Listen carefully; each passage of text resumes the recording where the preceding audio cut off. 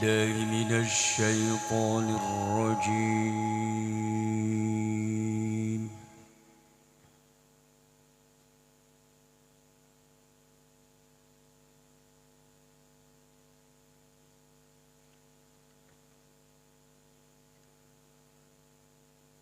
بسم الله الرحمن الرحيم.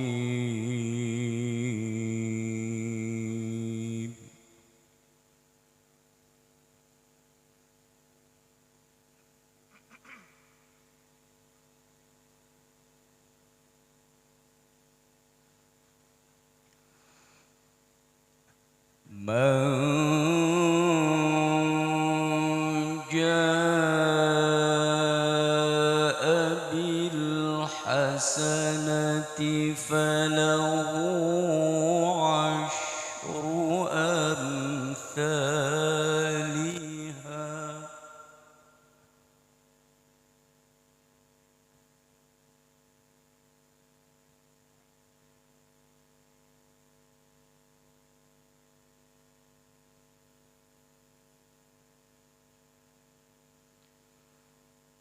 ومن جاء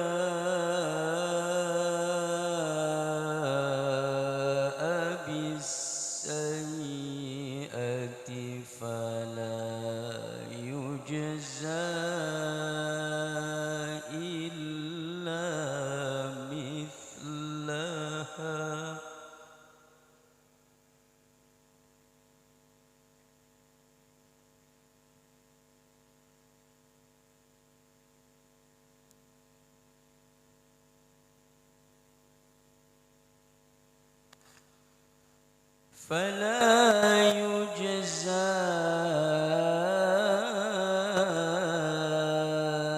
إلا مثلها وهم لا يظلمون.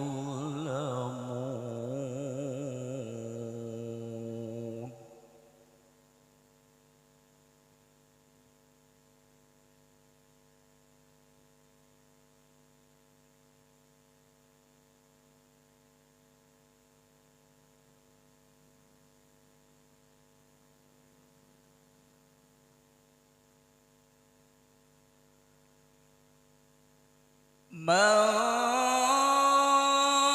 جاء بالحسنة فله عشر أمثالها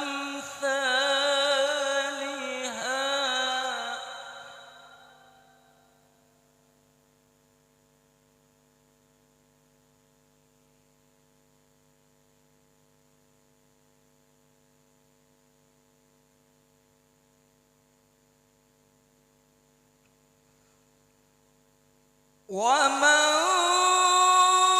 جاء بالسيئة فلا يجزى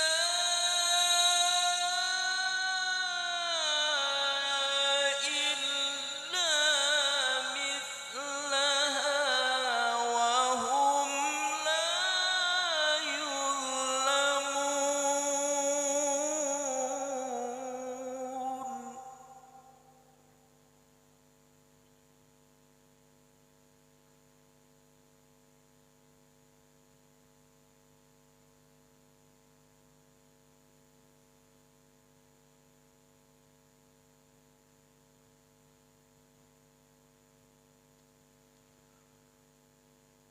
قل إنني هداني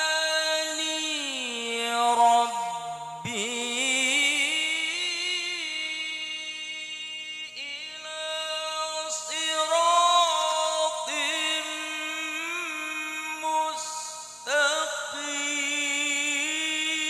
مستقيم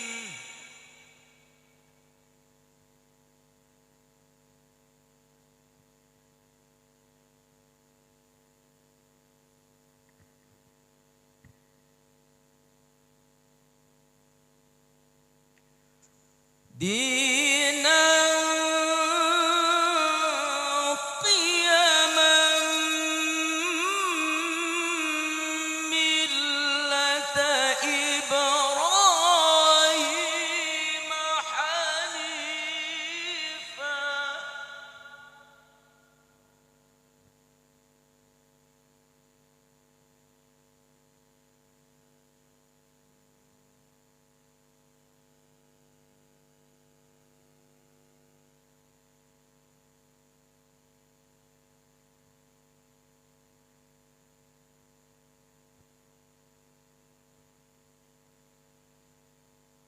دينا قيما ملة إبراهيم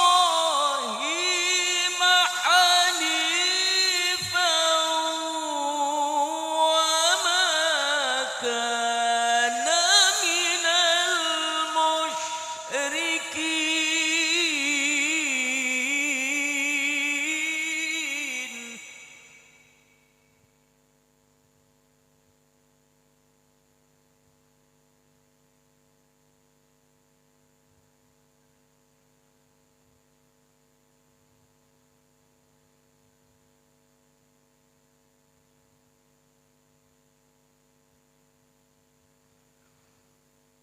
قل إن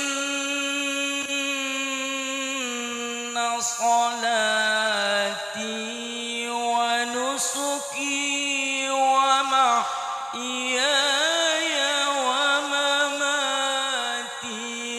لله رب العالمين.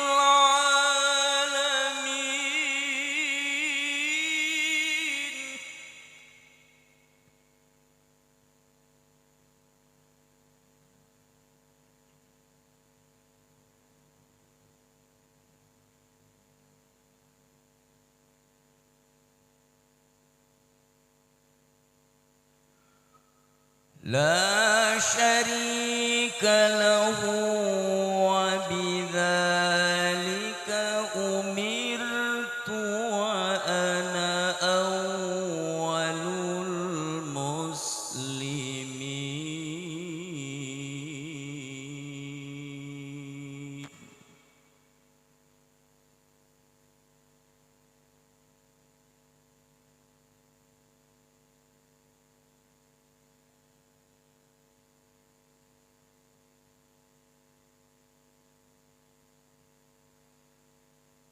قل إن صلاتي ونسكي ومحياي ومماتي لله رب العالمين.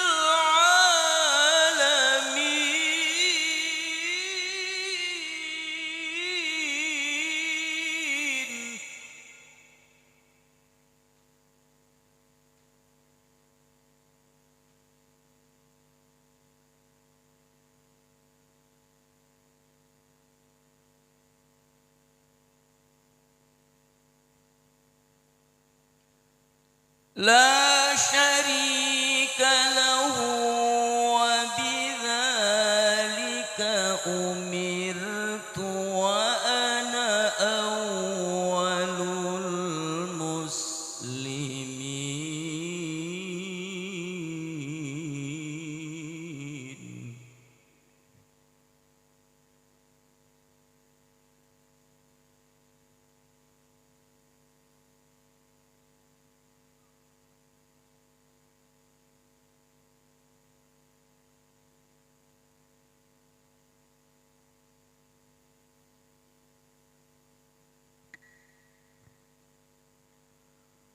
بسم الله الرحمن الرحيم.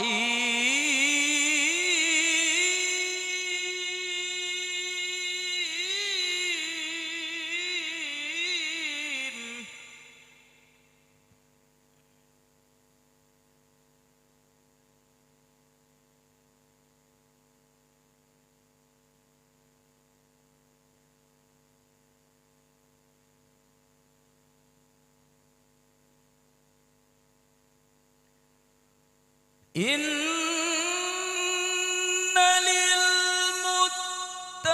للمتقين مفازا حدائق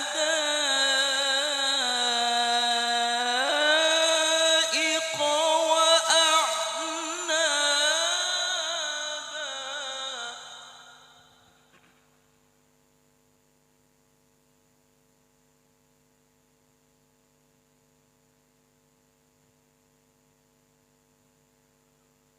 حدائق وأعنابا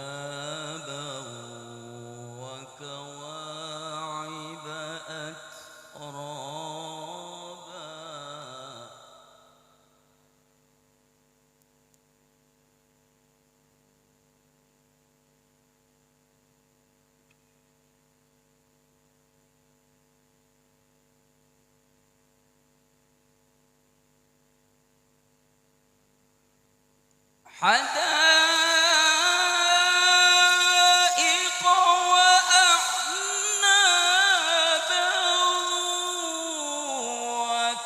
وكواعب أترابا وكأسا دهاقا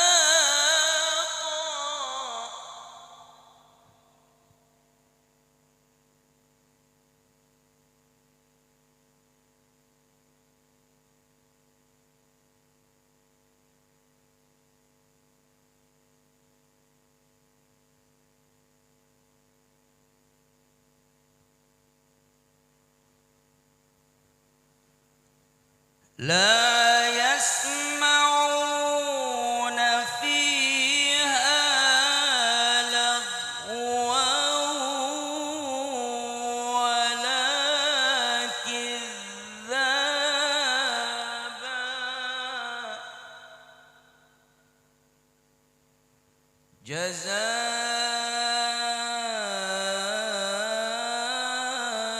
جزاء من ربك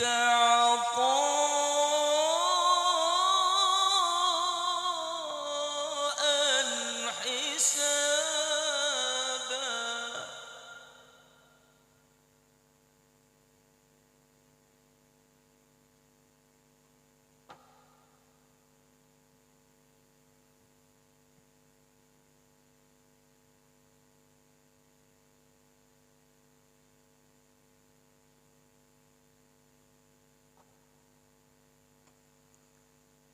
رب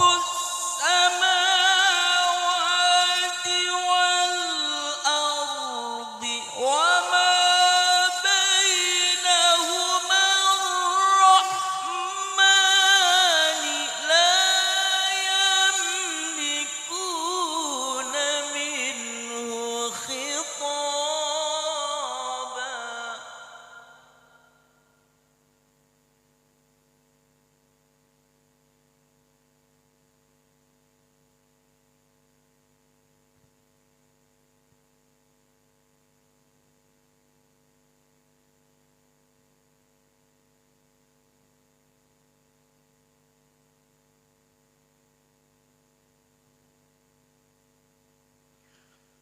يوم يقوم الروح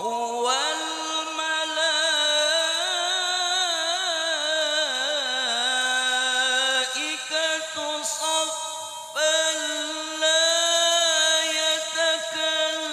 يتكلمون إلا من أذن له الرحمن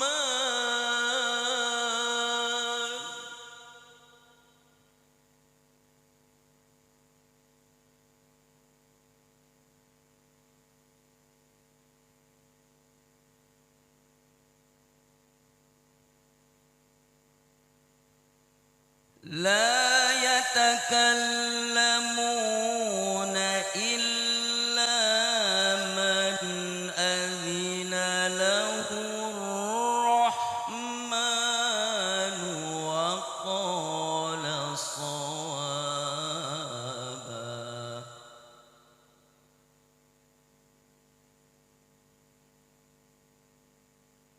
ذلك اليوم الحق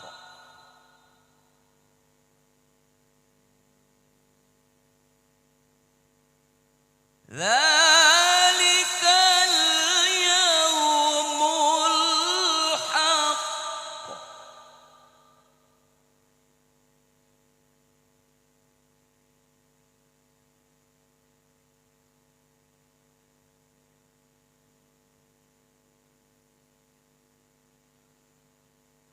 ذلك اليوم الحق فمن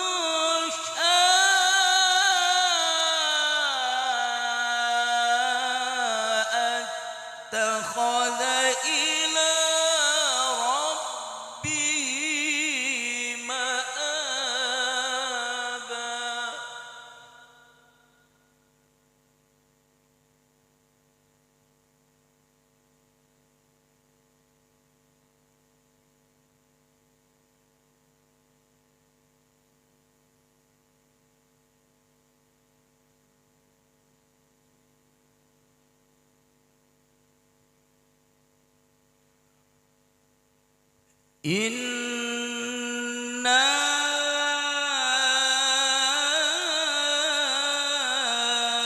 anzarnakum azaban qariba.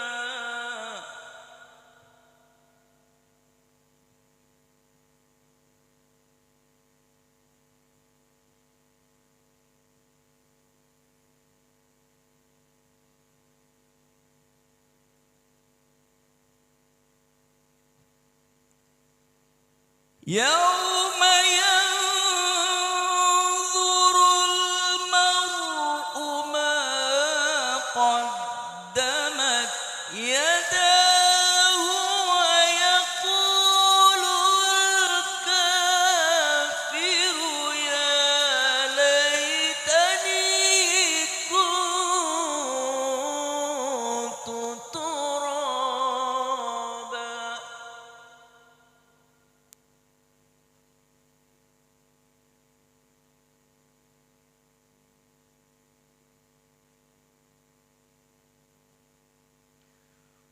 يوم ينظر المرء ما قدمت يداه ويقول الكافر يا ليتني كنت ترابا. صدق الله العظيم.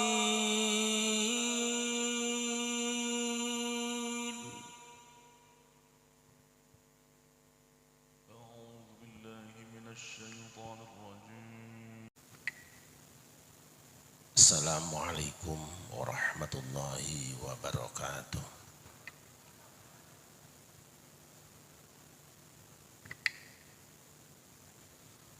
Alhamdulillahi nahmaduhu wa nasta'inuhu wa nastaghfiruh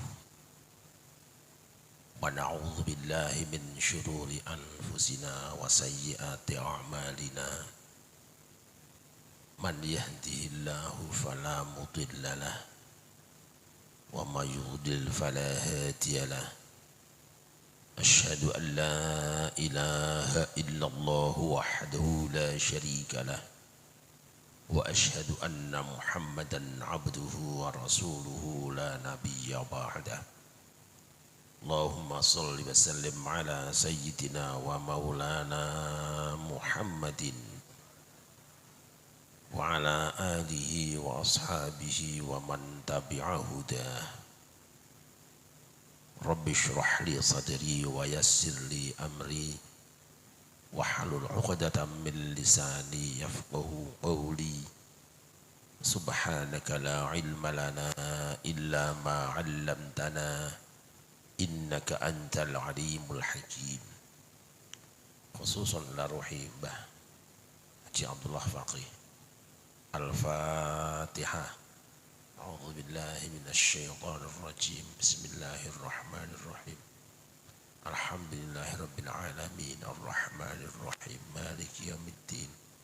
Iyyaka na'budu wa iyyaka nasta'in ihdinas siratal mustaqim siratal ladzina an'amta 'alaihim ghairil maghdubi 'alaihim waladdallin.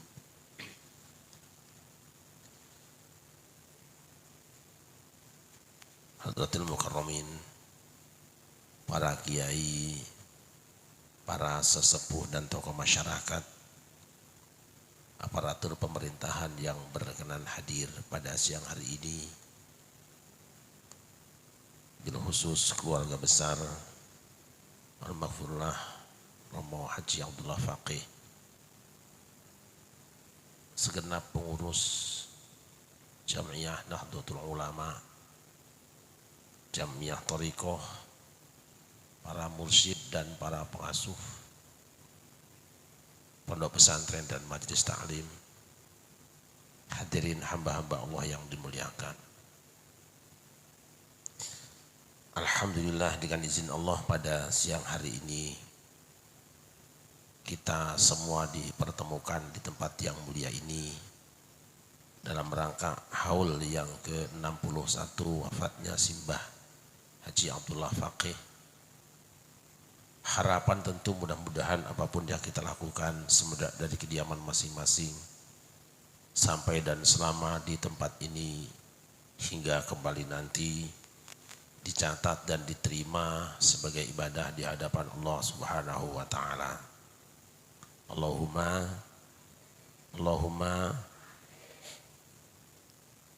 salawat dan salam kita sanjungkan ke haribaan baginda Nabi besar Muhammad sallallahu alaihi wasallam beserta segenap keluarga dan sahabatnya, juga tercurah pada kita semua selaku umatnya yang selalu berusaha dan berupaya untuk berjalan sejalan dengan sunnah-sunnahnya.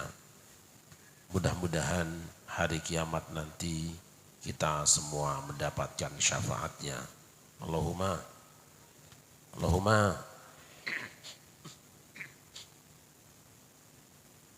hamba-hamba Allah yang dimuliakan,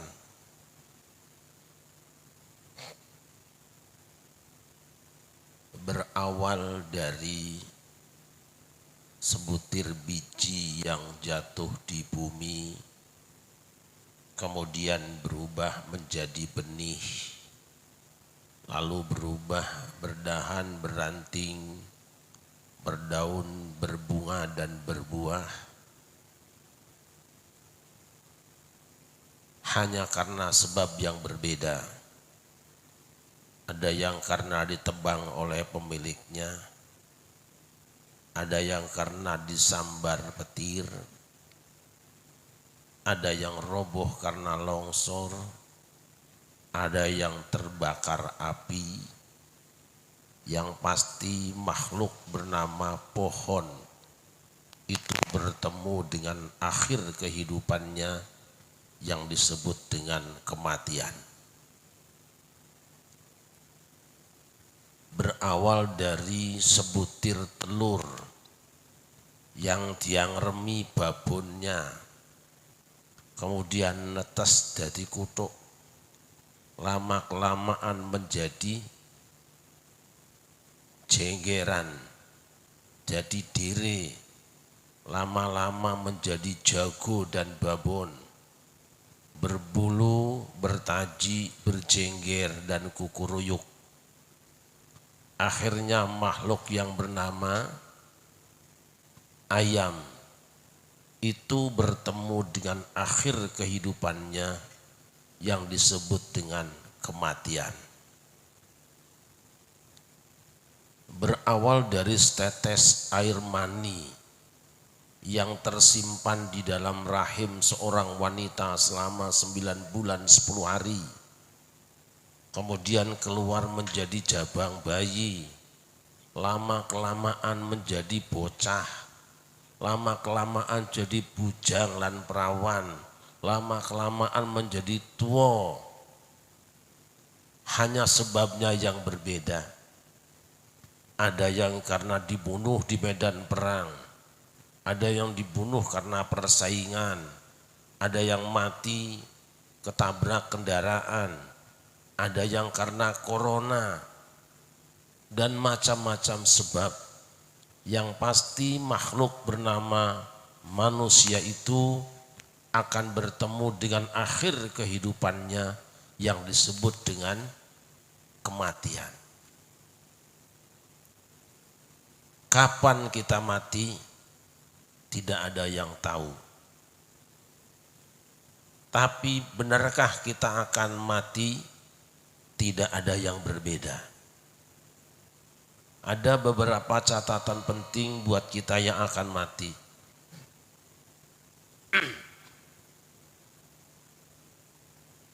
Pertama,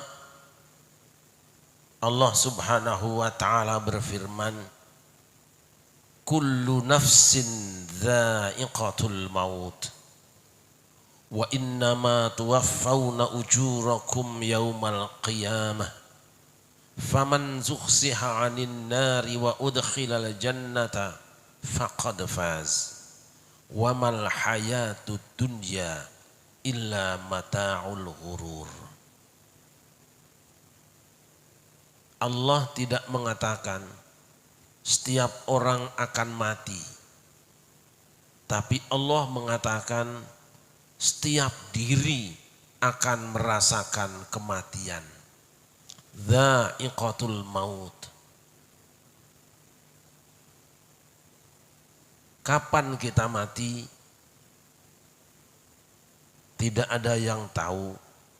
Tetapi secara umum umatnya Kanjeng Nabi Muhammad itu umurnya antara 60 sampai 70, jarang yang lewat. Bu, ibu, bu, jangan dalam-dalam lah. Umurnya umat Kanjeng Nabi menika rata-rata antara 60 sampai 70. Makasih. Air jeruknya belum ya. Di antara ibu-ibu ada yang sudah umurnya 55 tahun. Wonten sing 55, berarti tinggal 1 kali pilkada.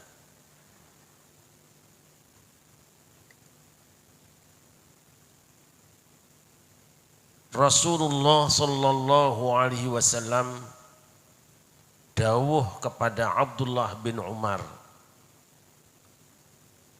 ya Abdullah bin Umar, kun fid dunya ka'annaka gharibun aw 'abiru sabil.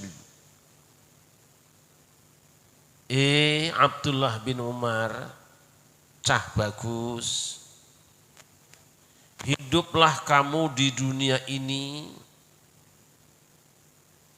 seakan-akan kamu orang asing atau seperti orang yang sedang nyebrang jalan. Kita hidup di dunia ini adalah orang asing pendatang yang satu saat akan pulang kampung. Ibarat seorang yang pendatang di satu perkampungan, tentu dia akan banyak yang asing, tidak tahu jalan dan alamatnya, tidak mengerti apa budaya dan tradisinya. Oleh karena itu sebagai orang yang asing di dunia ini, kita wajib sinau, belajar kepada orang-orang yang memang sudah lama tinggal di sini, menanyakan berbagai hal yang berhubungan dengan tempat di mana kita tinggal sementara, supaya tidak salah di dalam melangkah dan berbuat. Sebab desa mawa cara, lain ladang, lain belalang, lain lubuk, lain ikannya. Nggih mboten? Maka di dunia ini ada orang-orang yang diberitahu dan sudah sinau terlebih dahulu tentang berbagai perkara yang berhubungan dengan kampung sementara ini. Mereka adalah para ulama, orang-orang yang berilmu, orang-orang yang pernah ngaji. Datangi mereka, sinau dengan mereka, supaya kamu sebagai penduduk yang baru datang mengerti apa yang sebaiknya kamu lakukan dan faham apa yang seharusnya kamu tinggalkan. Sallu ala Muhammad, sallu ala Nabi Muhammad. Yang kedua, sebagai orang asing tentu akan sadar bahwa satu saat akan pulang kampung. Berarti selama berada di negeri orang ini tugas kita mengumpulkan sangu buat pulang kampung, sekaligus mengumpulkan yang banyak buat nanti nyambung hidup yang panjang ketika pulang kampung. Oleh karena itu maka kehidupan dunia ini seharusnya kita sikapi dengan penuh keyakinan. Semua kesempatan yang Allah berikan,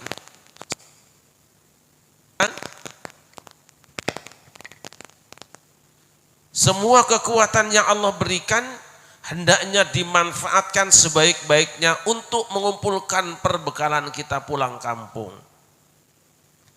Yen panjenengan berangkat dari Cilacap ini, kemudian tinggal di Jakarta, kira-kira yang ada di pikiran panjenengan itu terus di Jakarta atau pulang kampung? Umumnya pulang kampung, dan pulang kampung biasanya menyenangkan. Kalau lebaran ada mudik pulang kampung, ada orang yang tidak bisa pulang kampung, kira-kira senang apa susah?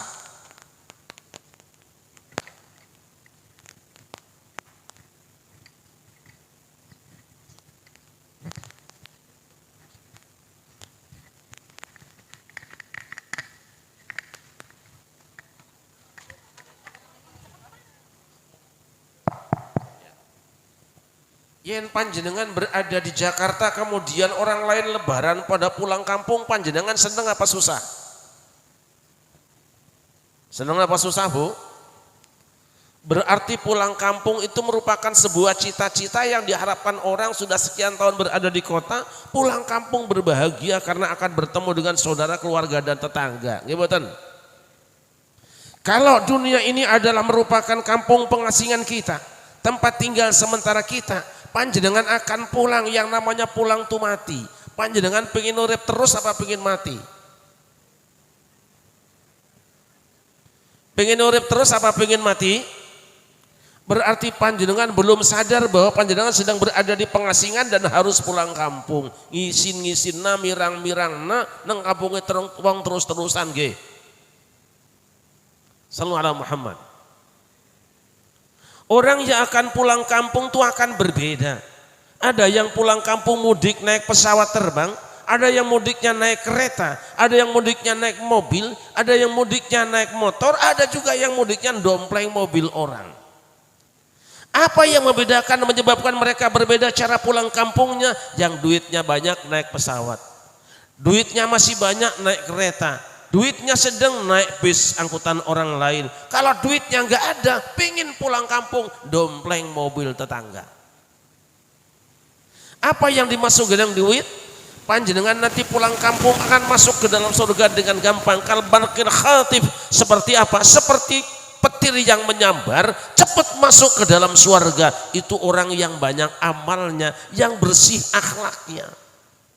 Tapi ada orang yang jalannya tertatih-tatih, ketika nyebrang di Shiratal Mustaqim, dia tidak bisa berjalan, bahkan lihat ke bawah sudah ngeri sendiri, kecemplung ke dalam neraka. Ada orang yang tidak bisa pulang kampung dalam keadaan selamat. Apa yang menentukannya? Tergantung amal di dunia. Kalau amalnya soleh, ibadahnya banyak, kelakuannya baik, akhlakul karimah, insya Allah masuk surganya cepat. Allahumma.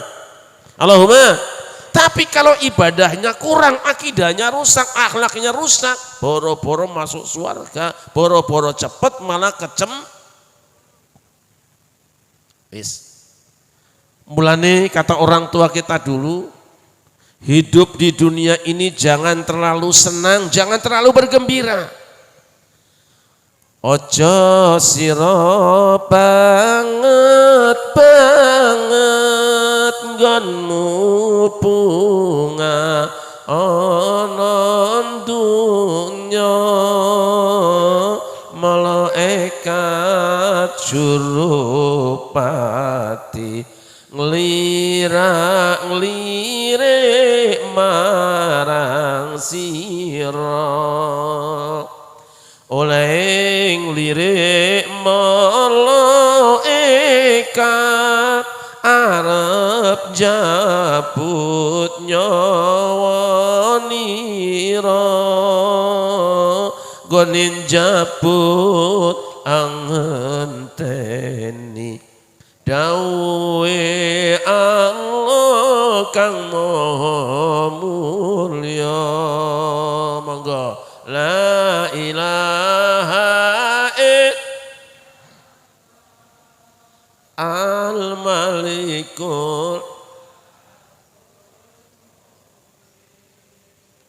Muhammadu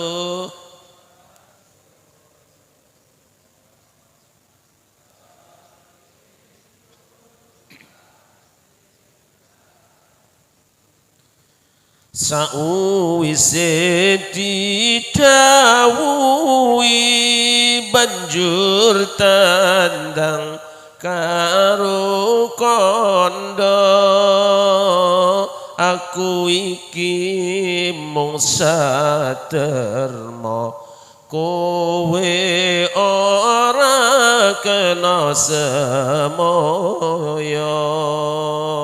yen wis mati banjur ditusi diulesi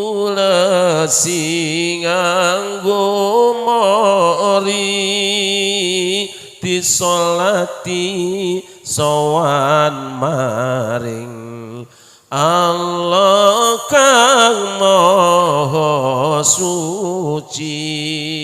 Monggo la ilaha al-malikul Muhammadur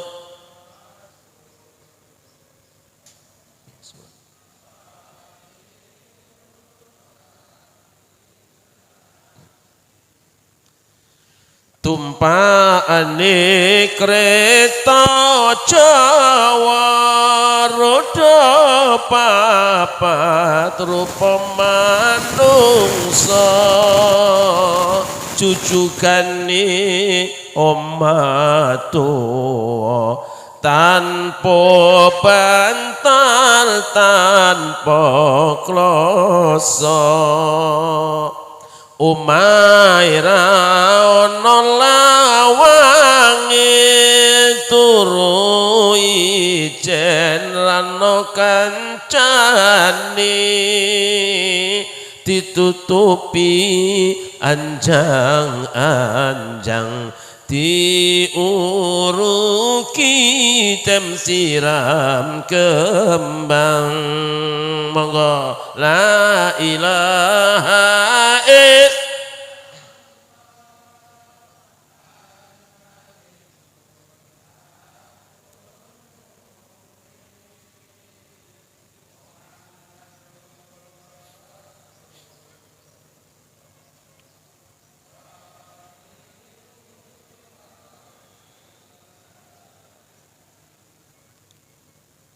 Hamba Allah yang dimuliakan, Al-Quran mengatakan kullu nafsin dha'iqatul maut. Setiap awak-awakan, setiap diri akan merasakan kematian.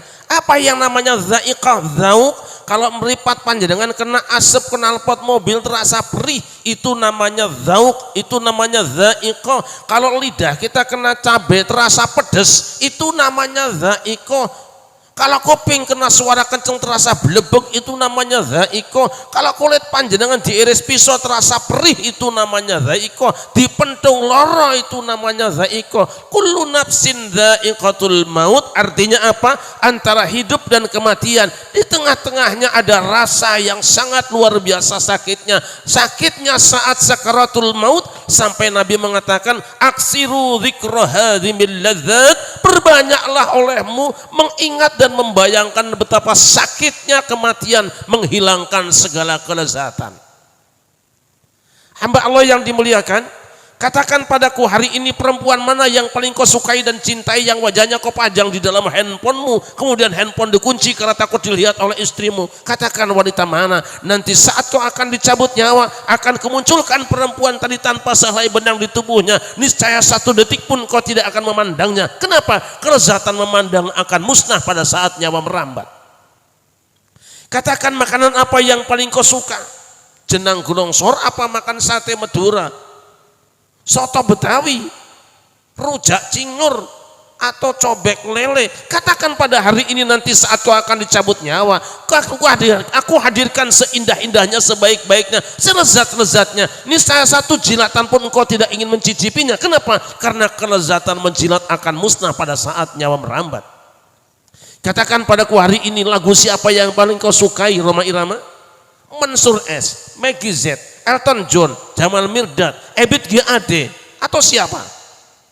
Ayo Ting Ting, Waljina bulan Sawal tanggal 1 dina Ahad. Katakan hari ini musik dan lagu siapa yang paling kalian suka. Kami akan hadirkan saat kau dicabut nyawa. Niscaya 1 detik pun engkau tidak ingin mendengarkannya. Mengapa? Kelezatan mendengar akan musnah pada saat nyawa merambat. Yang kau inginkan hanya satu. Kapan berakhirnya sakit ini? Saudara-saudara, tidak ada rasa sakit di dunia ini yang melebihi sakit dicabut nyawa. Gimana? Gimana? Apa pernah ngelakoni wis mati ora, tapi ada tanda-tandanya. Orang melihat dari tanda-tandanya.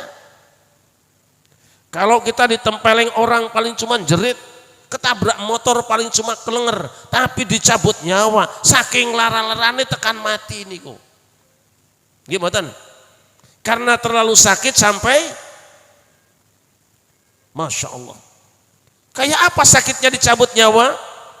Dalam satu kitab disebutkan bahwa Nabi Isa pernah menghidupkan orang yang sudah mati di dalam gua. Ketika sudah dihidupkan dia ditanya, Mas, kamu tahun berapa dicabut nyawa dulu? Ya, zamannya ben kana siana wit tewel, wit gori.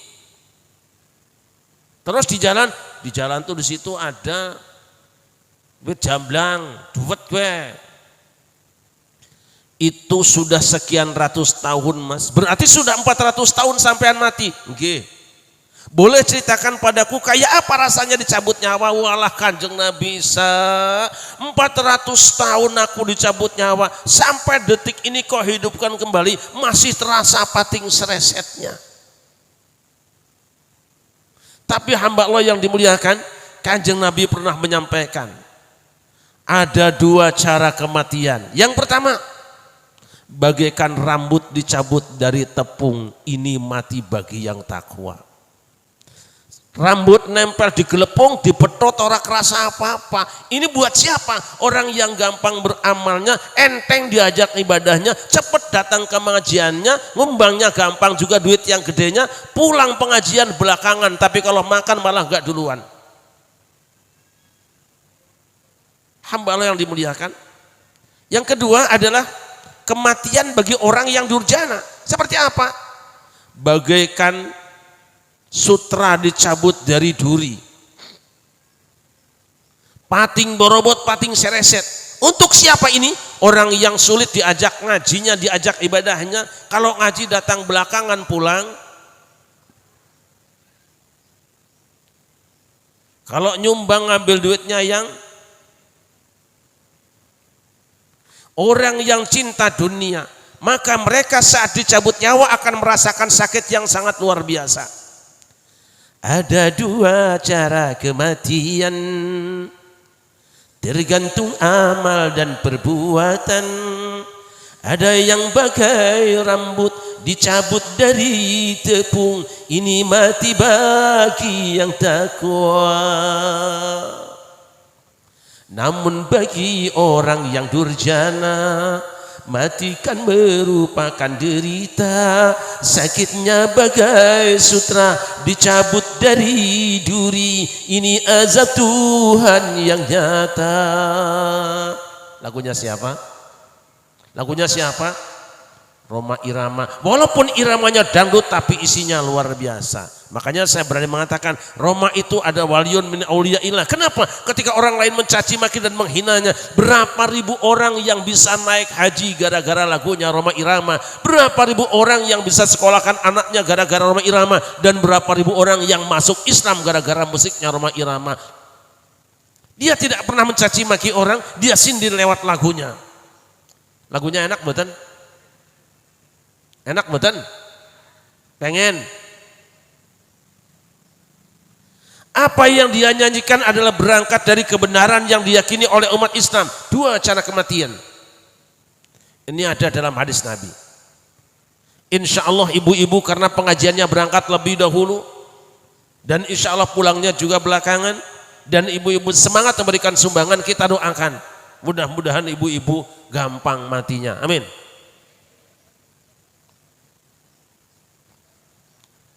Kita doakan ibu-ibu gampang matinya, amin. Yang amin kok suaminya ini tanda-tanda ini. Dibentak suaminya mati. Sallallahu alaihi Muhammad. Sallallahu alaihi Muhammad. Wa innama tuwaffawna ujurakum yaumal qiyamah. Upah kamu, buruhmu baru disempurnakan pada hari kiamat. Kenapa pakai lafaz tuwaffawna sama dengan wafat? Karena yang namanya wafat itu kematian, artinya sudah cukup. Berarti kalau orang rizkinya sudah cukup, berapapun umurnya dia akan diambil oleh Allah Subhanahu wa taala. Rasulullah pernah bersabda, "Lan tamuta nafsun hatta tastawfiya rizqaha." Tidak ada seorang manusia pun yang mati. Si jiwa tidak akan mati sebelum dia cukup rizkinya. Jadi yang namanya umur itu kayak gelas, saudara-saudara. Kalau gelasnya isinya 200 cc, kapan dia diangkat? Diangkatnya kalau sudah penuh gelasnya. Kapan diangkatnya? Tergantung yang mengisinya. Kalau ngisinya pelan-pelan, tentu lama dia akan diam di tempatnya. Tapi kalau ngisinya sekaligus, detik itu juga begitu penuh, akhirnya diangkat ke sini. Tanya yang bikin teh dan yang bikin air jeruk ini. Pasti dia tuangkan pelan-pelan, saat sudah penuh baru diangkat ke sini. Artinya apa? Rizki orang sudah ditentukan, saudara-saudara. Jatah jadi apa seseorang sudah ada ketentuan dari Allah. Jangan iri dengki. Tapi kapan kita akan mati? Kalau rizki kita sudah cukup, maka dia akan mati. Kapan cukupnya? Terserah kau mengambilnya. Maka jangan tergesa-gesa ingin menjadi orang kaya. Sebab kalau kamu buru-buru pengen jadi orang kaya, begitu kaya, bersyukurlah orang miskin. Alhamdulillah. Yang ketawa ini benar-benar miskin. Kelompok BBM. Benar-benar melarat ini. Makanya sering kita saksikan ada orang yang tidak pernah kita kenal dalam hidupnya. Ujuk-ujuk tenar, ujuk-ujuk naik daun. Baru sekian tahun dia beredar, mati. Kenapa? Sudah cukup rizkinya. Ngeri yang gini. Kalau gitu ibu-ibu mendingan jadi orang miskin apa orang kaya? Sebaiknya awet miskin apa cepat kaya?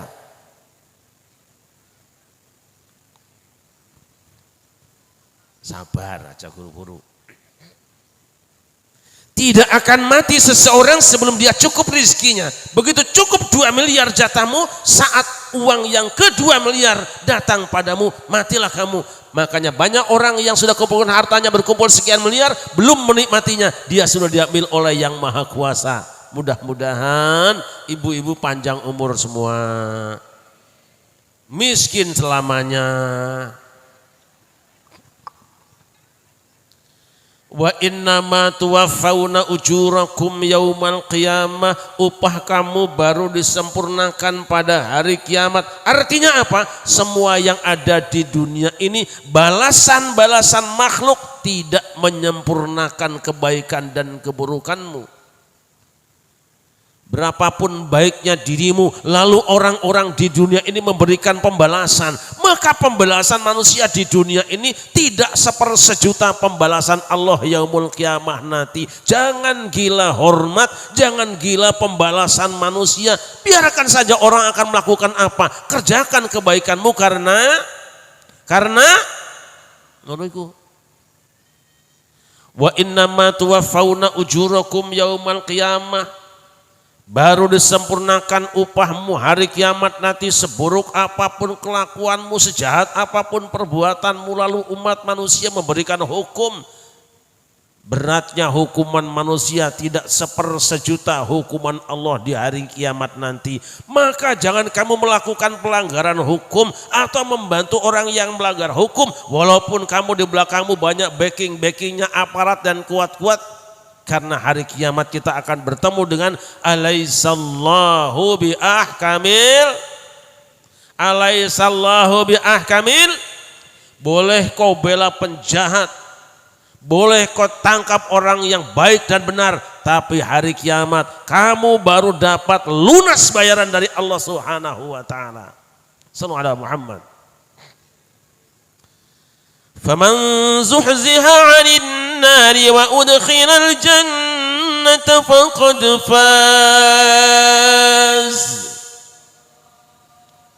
Maka siapa orang yang dibebaskan dari api neraka dan dimasukkan ke dalam surga, dialah orang beruntung yang mendapatkan jaminan kemenangan di hadapan Allah.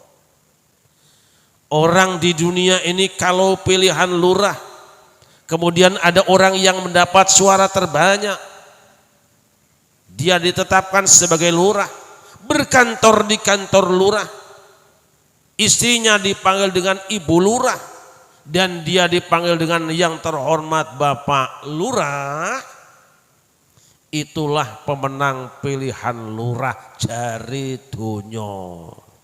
Gimana?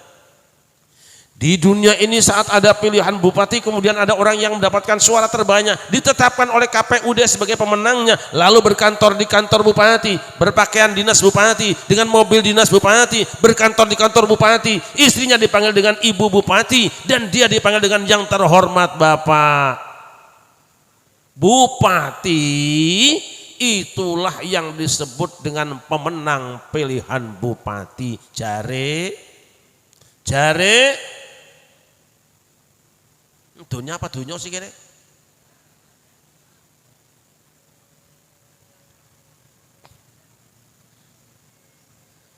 Di dunia ini ketika ada pilihan gubernur, kemudian ada orang yang mendapatkan suara terbanyak, diketok palu dan disahkan dia berkantor di kantor gubernur, berpakaian kendaraan dinas gubernur, istrinya dipanggil dengan yang terhormat ibu gubernur, dan dia dipanggil dengan yang terhormat bapak. Itulah yang disebut dengan pemenang pilihan gubernur. Jare di dunia ini saat ada pilihan presiden, kemudian ada yang diketok palu oleh KPU sebagai pemenangnya, berkantor di kantor presiden, pakaian dinas presiden, kendaraan dinas presiden, pengawal presiden, istrinya dipanggil dengan ibu presiden, dan dia sendiri dipanggil dengan yang mulia bapak. Itulah pemenang pilihan presiden. Jare cek dunia, lamun cek dunia ucare. Tapi di hadapan Allah yang disebut dengan pemenang bukan yang jadi lurah atau gagal jadi lurah, bukan yang jadi bupati, bukan yang jadi gubernur, bukan yang jadi presiden. Kalau ingin disebut pemenang di hadapan Allah, syaratnya dua: zuhsiha 'anin nar wa udkhilal jannah, bebas neraka masuk surga. Itulah pemenang yang sebenarnya di hadapan Allah Subhanahu. Kira-kira ibu-ibu, mana yang lebih cepat masuk surga? Rakyat apa aparat? Mana yang lebih cepat masuk surga, rakyat apa aparat? Rakyat mah gampang, asal bayar pajak, nggak jelek-jelekin pemimpinnya, selamat insya Allah masuk surga. Tapi aparat hisabnya lama, karena data rakyatnya kalau ada 1-2 orang yang kecewa, dia akan menuntut di hadapan Allah Subhanahu wa Ta'ala minimal lama. Kalaupun masuk surga, panjang hisabnya. Salah berat azabnya, benar panjang hisabnya. Mana yang lebih cepat masuk surga, orang kaya apa orang miskin? Orang miskin mah begitu masuk persidangan nggak punya apa-apa, kan nggak apa-apa, manjing bae surga wis beleng maju. Tapi orang kaya ditanya dulu sama Allah, dari mana kau dapat kekayaan? Digunakan apa tuh kekayaan? Bagaimana tetanggamu ikut merasakan atau tidak? Kalau tidak, berat azabnya, paling tidak lama hisabnya. Lebih cepat orang kaya apa orang miskin? Duluan orang miskin apa orang kaya? Ibu pengen miskin, pengen kaya?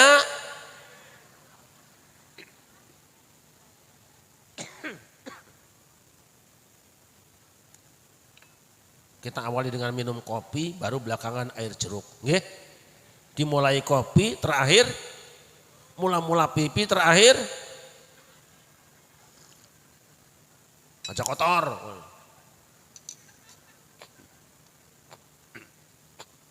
Minum kopi, nenggak jeruk, cium pipi, jeruk.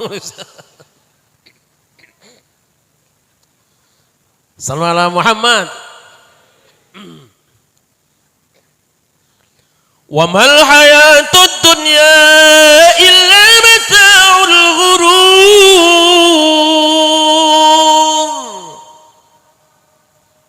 Ini jelek-jelek PT IKI juga. Tuh kori-kori 2 yang hebat-hebat itu adik kelas saya semua. Sama dengan Ustadz Amir tuh adik kelas saya. Jadi walaupun kelihatannya jelek, saya tuh baca Qurannya jelek banget. Tapi dibandingkan Amir bagus saya kayaknya. Tidaklah kehidupan dunia ini kecuali mata'ul ghurur, kesenangan yang berupa tipuan, menyenangkan tapi menipu. Yang membicarakan ini adalah Allah penciptanya. Allah yang mengatakan dunia ini menyenangkan. Siapa yang tidak senang dengan perempuan cantik? Siapa yang tidak senang dengan laki-laki yang ganteng? Siapa yang tidak senang dengan harta benda? Siapa tidak senang dengan emas? Siapa tidak senang dengan yang lainnya, perhiasan-perhiasan? Semuanya. Tapi elingosiro ghurur, semua kesenangan yang ada di dunia ini hanyalah kesenangan yang cenderung menipu kamu, indah tipuan. Kalau ibu-ibu dapat menantu yang satu ganteng satu jelek, yang ganteng lakuannya elek tapi yang jelek lakuannya baik, milih yang mana?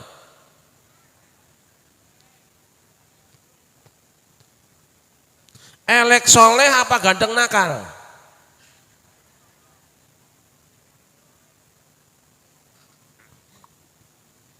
Kan ada tuh katanya ganteng-ganteng sering gila, apa tuh? Serigala ya. Kehidupan dunia ini menyenangkan kita semua, saking menyenangkannya kadang-kadang kita berebut dengan saudara sendiri, berani membunuh saudara sendiri, pada akhirnya apa? Semuanya celaka. Kelingan saudara-saudara nggih. Dulu ada Subali Sugriwa dan Dewi Anjani. Kelingan nggih? Napa niku?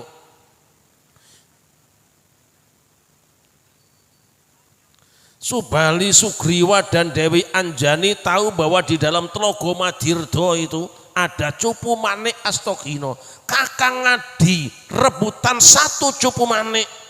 Akhirnya apa? Cakar-cakaran, teman-teman, silem-sileman. Akhirnya apa yang terjadi? Cupu Manik Astogino yang enggak kena, yang 3 orang bersaudara ini kabeh jadi ketek. Nggih. Sekarang lagi ribut. Ada ormas menuntut partainya supaya muktamar luar biasa. Partainya balik supaya ormasnya muktamar luar biasa. Ini rebutan apa? Rebutan Cupu Manik Astogino. Karena presiden terpilih akan memilih menteri. Rebutan jabatan menteri. Nanti menterinya nggak dapat, kamu jadi ketek semuanya, saudara-saudara. Jelas mboten? Waneh iki ya. Bikin partai ribut, muktamar ribut, dapat proyek tambang ribut. Siapa yang bikin ribut? Pasti di sini ada musang berbulu ayam, saudara-saudara. Nahdlatul Ulama itu wadahnya, kumpulnya para ulama, didirikan oleh para wali, orang-orang soleh. Kenapa seperti ini? Pasti ada musang berbulu angrem bareng, akhir rampung peteng sithik dipangan ayame, melayu musange ora ketok mergo apa? Padha wulune, nggih mboten? Nah, mriki NU napa mboten sih? NU napa mboten? Enggak yakin aku. Shallallahu alaihi Muhammad. Ini tipuan semuanya. Apakah berarti kita tidak boleh memiliki dunia? Bukan. Apakah berarti kita tidak boleh menjadi orang kaya? Oh tidak. Lantas? Mata'ul ghurur. Satu, yen kowe dapat dunia, jadikan dia sarana menyadarkan dirimu untuk mendekati siapa sang pemberinya.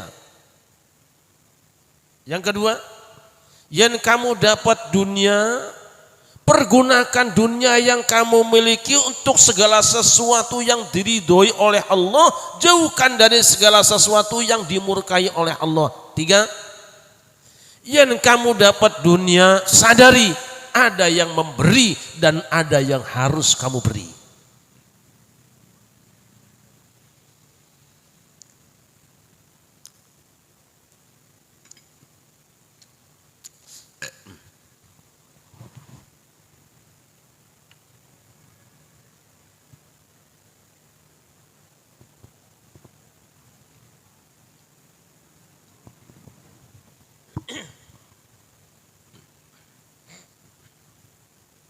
Hamba Allah yang dimuliakan. Lihat kanjeng Nabi Ibrahim. Nabi Ibrahim itu orang kaya, saking kayanya Masya Allah satu keterangan menyebutkan bahwa di rumahnya kanjeng Nabi Ibrahim itu ada kirik, Pak. Kiriknya kanjeng Nabi Ibrahim kakinya dikasih gelang emas. Kirik. Makanya kalau saya lihat ibu-ibu kakinya pakai gelang emas,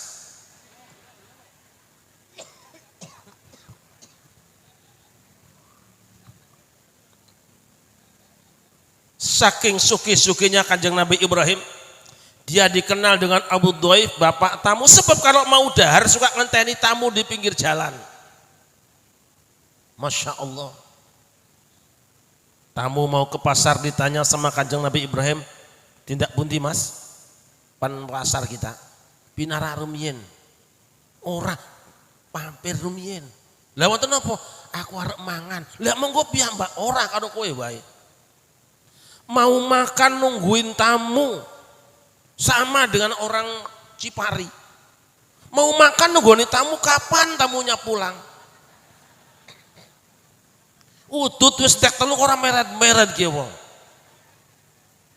Mana kita sudah siap makan dari tadi belanja welut ancoan kok ya.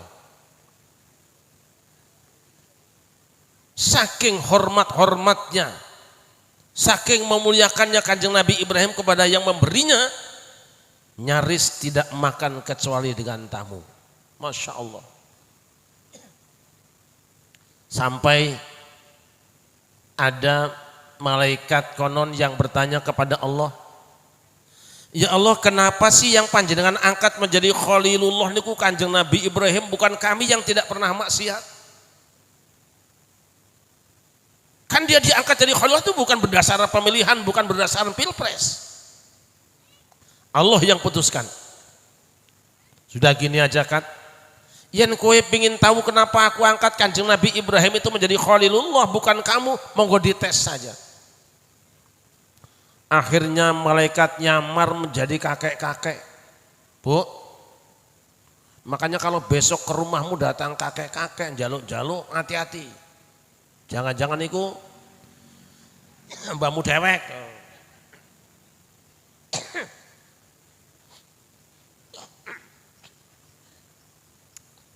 Dia datang kanjeng Nabi Ibrahim, mohon maaf. Di kampung saya sedang terjadi krisis moneter karena kemarin tidak panen timbangan wereng. Terus apa perlu panjenengan ke sini? Mohon dibantu apa yang panjenengan punya. Aku punya apa mbah? Panjenengan kulihat masih punya satu lapangan onta, wis monggo diangkut kabeh. Angkut semua. Luar biasa, sapinya diangkut semua, ontanya diangkut semua. Beda sama orang Cipari, nginum aja nggak kasih gelas.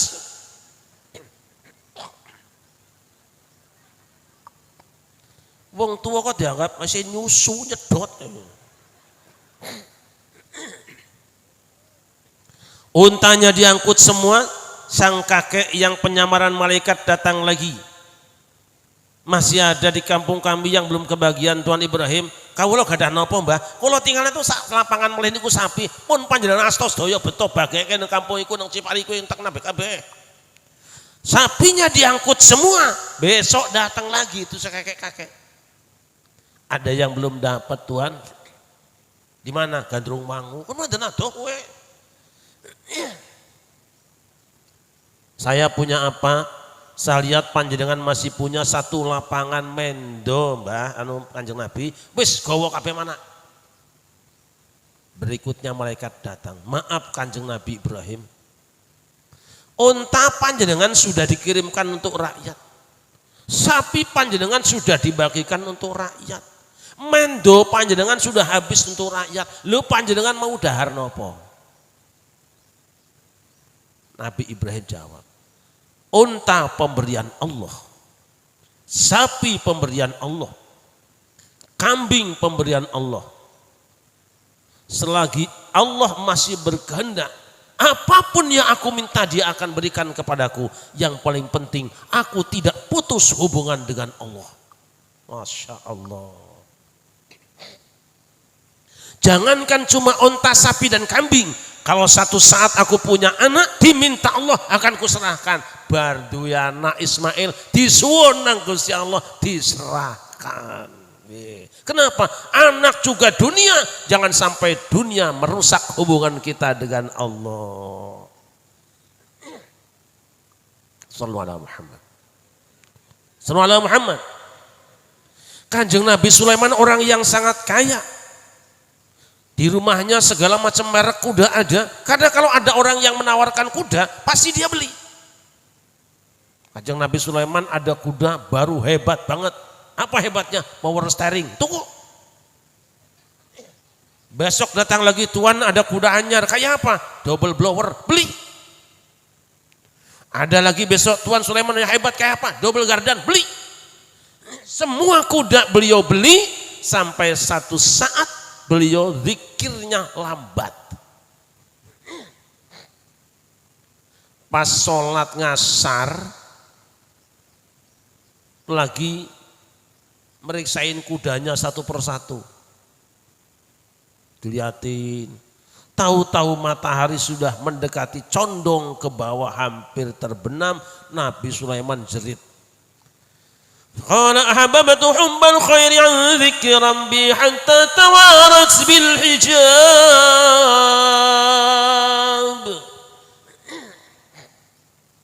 Duh Gusti,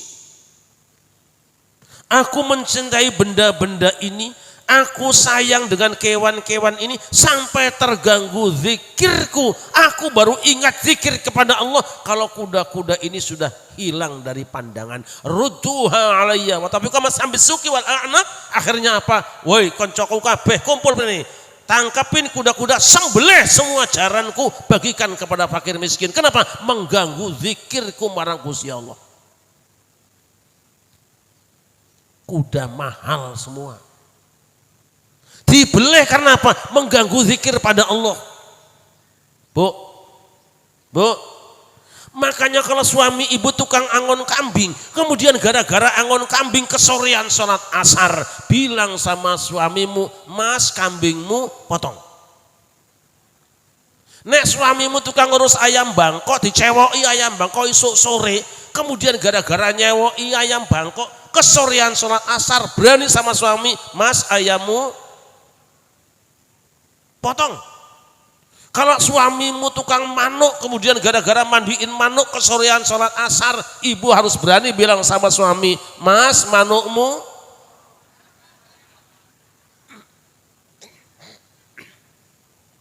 wani apa ora? Wani apa ora? Ya rugi dewek ya. Sallallahu alaihi Muhammad. Wa mal hayatud dunya illa mata'ul ghurur.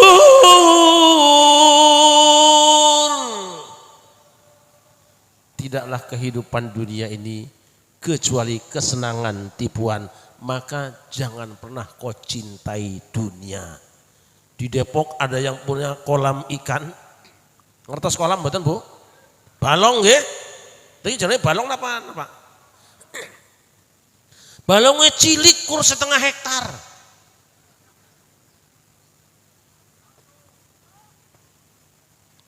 Ada iwak rame, iwak sepat, iwak tambak, iwak apa mending? Ibu-ibu kok kali lele tok kelingan iki jan. Pagi diempanin, sore diempanin, malam dirondain, giliran datang banjir, ikannya pawai. Pamitan apa mboten? Ngomong-ngomong apa ora? Enggak bisa ngomong ta, sing duit denger-denger iwake ngomong, emang gue pikirin. Itulah dunia. Untu yang dari kecil kita gosokin dulu pakai godong alang-alang nggih. Terus anggen apa maning niku? Tepes napa sepet? Tepes napa sepet?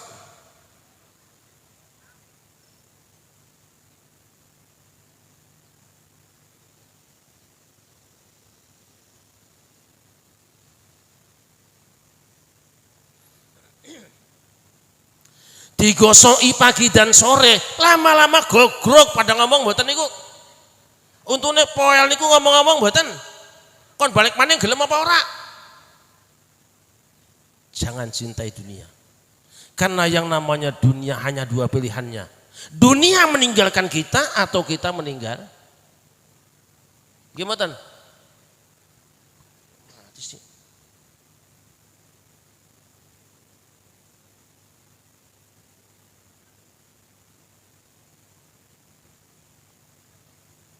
Ramuni ya Kang corong ya.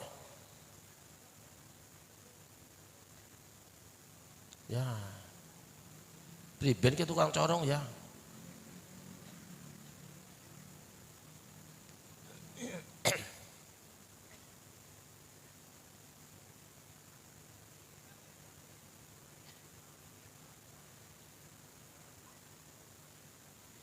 Ya mati. Ketone urung ngopi ke tukang corong ya.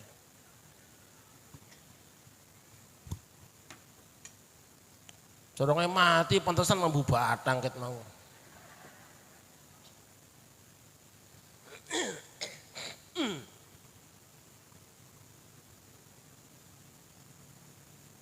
Mana?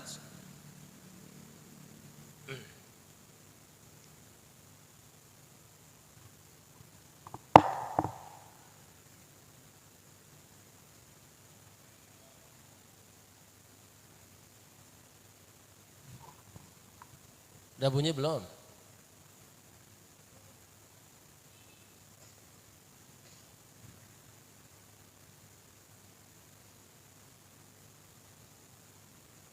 Ini kabelnya mana? Oh nggak bisa kayaknya. Coba diulur kabelnya sampai ke sono, jangan sampai salah. Yang pertama, karena kita akan mati dan kita bergaul dengan dunia, kita jangan cinta.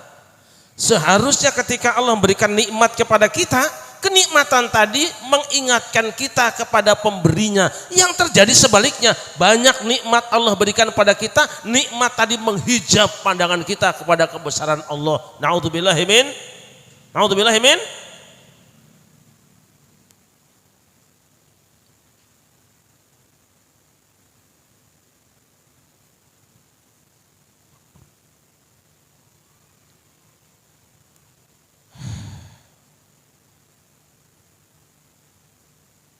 Gak bisa, wis.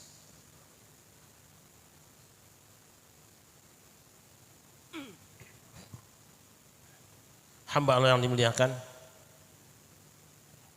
ketika hamba telah berpulang ke rahmatullah, apa yang diharapkan? Dalam hidup ini orang akan merasa bahagia kalau punya harta banyak, anak banyak, ilmu yang banyak. Tetapi ketika sudah berada di alam kubur, bisa jadi ketiganya tidak membuat kita bahagia. Justru menjadi pertanyaan yang membuat kita menderita. Gimana? Paling seneng harta banyak, anak banyak, ilmu. Umumnya kita harta sedikit, yang paling susah harta sedikit, anak sedikit, ilmu sedikit. Umumnya kita harta sedikit, ilmu sedikit tapi anak. Uripe kur merebes mili, omah cilik dhuwur merebes ngisor.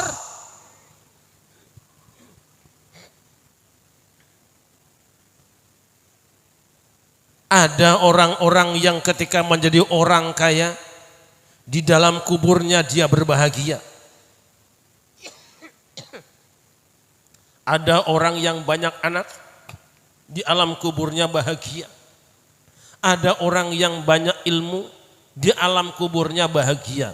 Tapi kebanyakan orang banyak harta, banyak anak, banyak ilmu, tersiksa di alam kuburnya. Karena apa?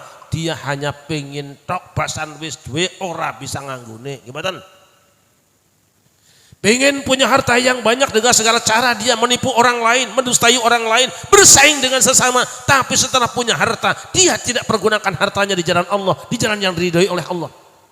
Ada orang yang pingin punya anak, pingin banget sampai ke sana kemari pingin punya anak. Begitu punya anak tidak bisa merawatnya sehingga anaknya memberi pintu dapat keridhaan Allah. Dan ada orang yang cari ilmu habis-habisan sampai dapat gelar setumpuk sederet. Tapi setelah menjadi ilmuwan dia tidak mendapatkan keridhaan Allah karena ilmunya tidak digunakan sesuai dengan pesan Allah. Harta mana yang akan buat kita bahagia? Yang membuat kita senyum di alam kubur? Shadaqatin jariyah. Harta yang dijariahkan. Kira-kira harta ibu yang dijariahkan sama yang tinggu dewek, akeh yang tinggu.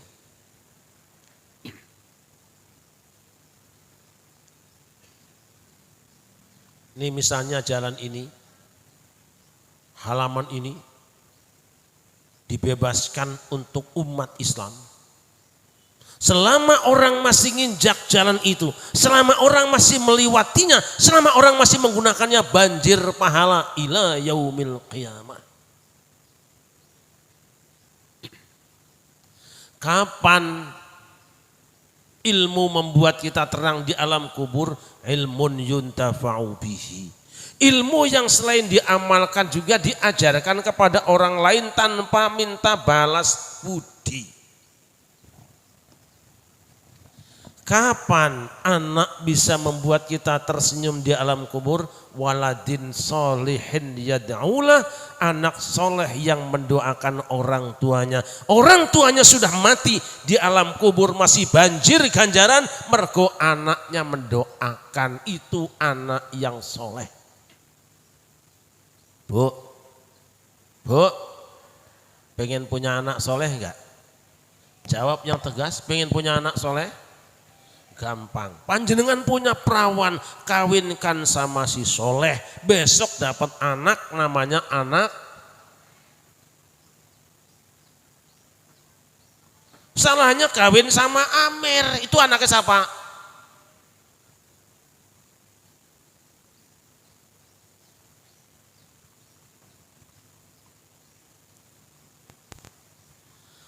Anak itu dunia, harta itu dunia, ilmu itu juga dunia, tetapi dia bisa menjadi akhirat kalau kita benar mempergunakannya.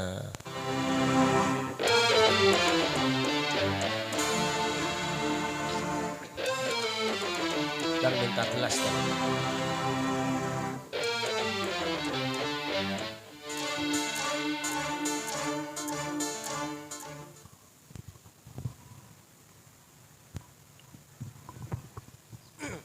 Ini nggak bisa, ini mono.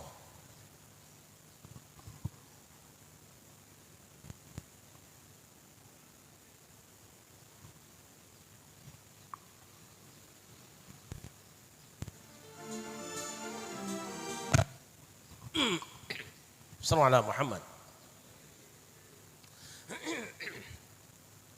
Maka beruntunglah orang tua yang saat hidupnya punya harta dia jariahkan. Berbahagialah manusia yang saat hidupnya punya ilmu dibagikan. Dan beruntunglah manusia yang punya anak disekolahkan, dipondokkan sampai menjadi anak soleh yang mau mendoakan. Allahumma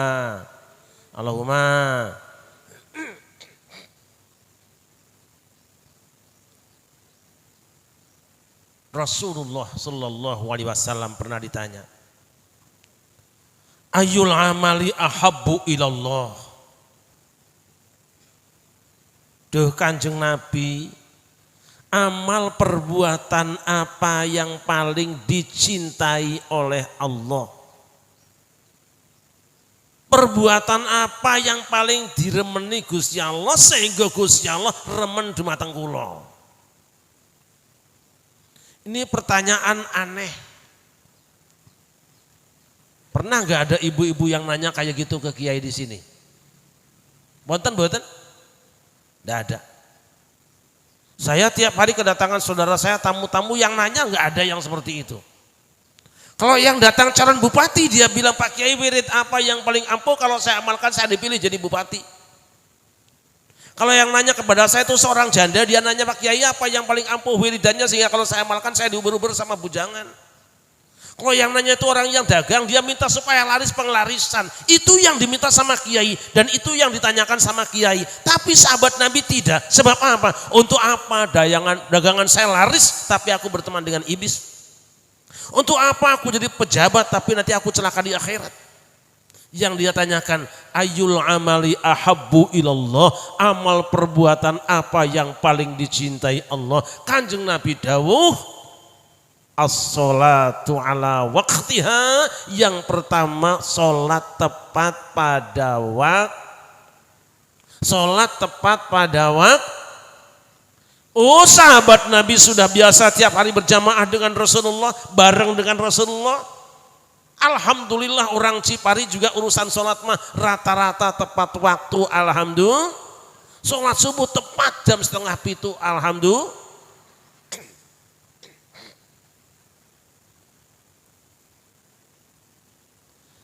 Kemudian apalagi wahai Rasulullah? Birrul walidain.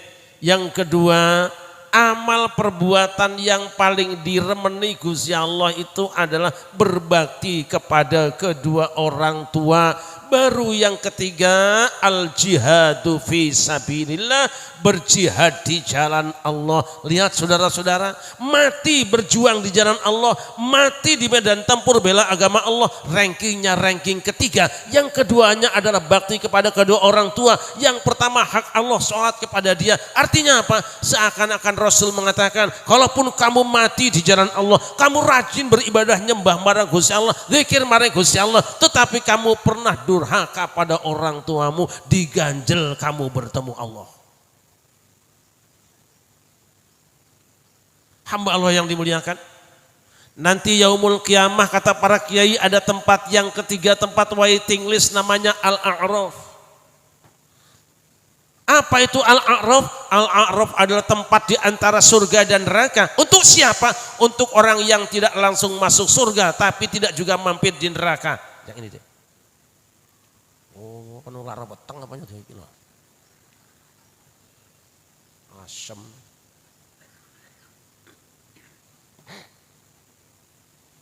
Ada surga yang di atasnya, neraka di bawahnya, di tengah-tengah ada namanya Al-A'raf. Untuk siapa Al-A'raf? Ada yang mengatakan Al-A'raf itu ada tempat bagi orang yang seimbang antara kebaikan dan keburukannya. Tapi yang lain mengatakan Al-A'raf adalah untuk orang yang tidak masuk neraka karena tidak pantas terlalu besar amalnya, tapi tidak langsung masuk surga. Ada waiting list dulu, nunggoni cukup lama. Siapa mereka? Mereka adalah orang-orang yang mati syahid tetapi waktu hidupnya pernah menyakiti hati orang tuanya. Lah kalau orang yang mati syahid tidak langsung masuk surga, bagaimana orang yang mati sangit? Masya Allah. Udah deh. Oke, sebentar.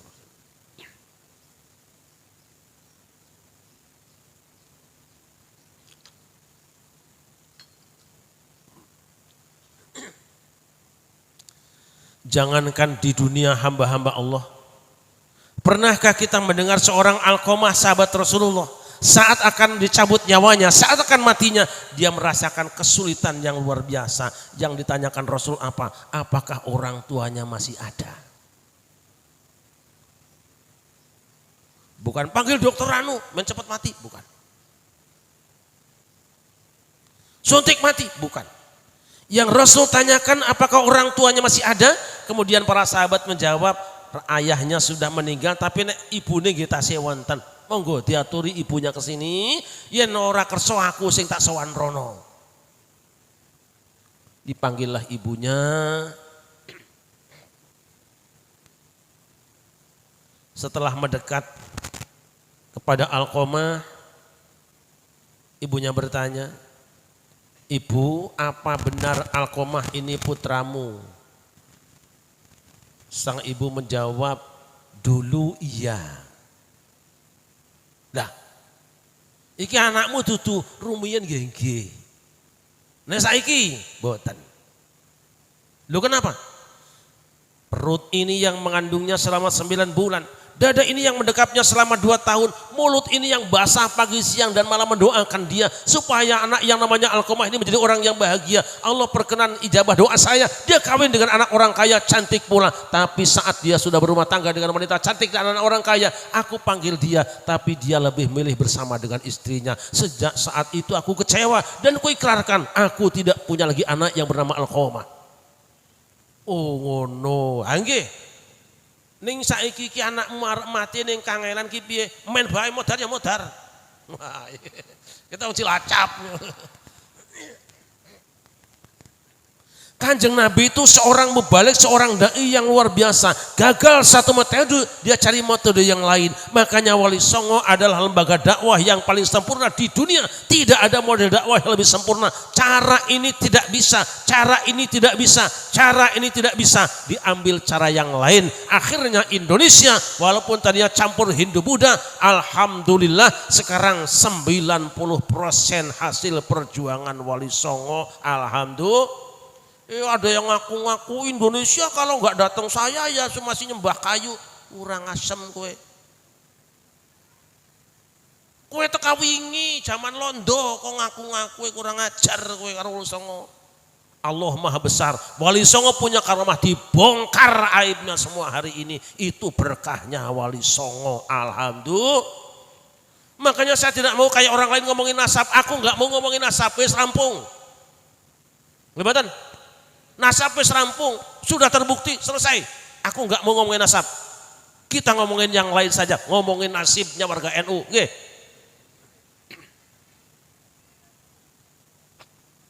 Sallu ala Muhammad.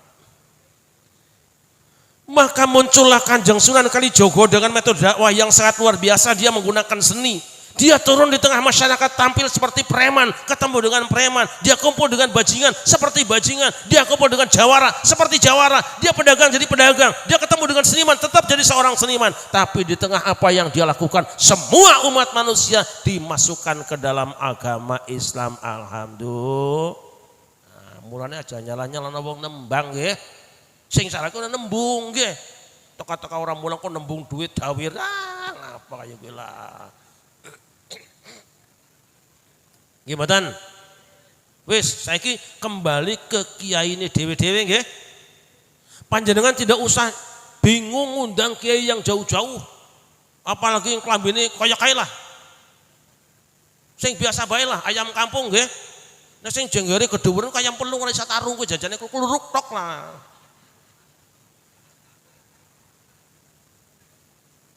Nggih ta? Nggih mboten?